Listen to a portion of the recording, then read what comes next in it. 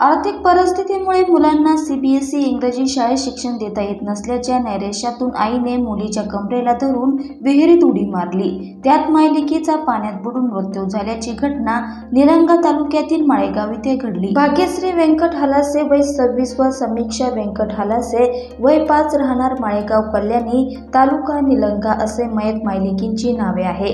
माळेगाव येथील व्यंकट हालासे यांच्या कुटुंबात त्यांची पत्नी, मुलगा सार्थक व मुलगी समीक्षा त्यांना 1.5 एकर शेती आहे, मात्र ती आई वडिलांकडे आहे।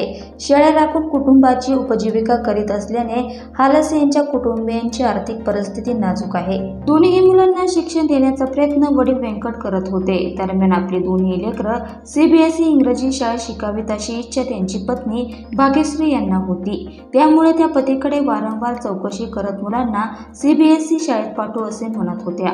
तेव्हा पती समजूत काढून शाळेत पाठवू असं म्हणत असत, मात्र त्यास उशीर होत असल्याने त्या नैराश्यग्रस्त झाल्या आणि मंगळवारी सायंकाळी 5:30 वाजताच्या सुमारास घरातील मुलीला सोबत घेऊन गावाबाहेर पडल्या।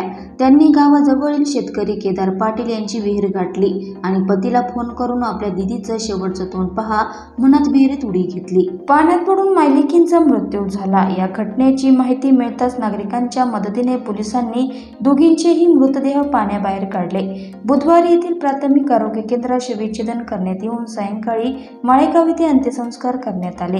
या प्रकरणी मयताचे वडील अरुण बोडके राहणार धनगरवाडी तालुका देवणी यांच्या माहितीवरून औराद शहाजानी पोलीस ठाण्यात आकस्मिक मृत्यूची नोंद करण्यात आली आहे।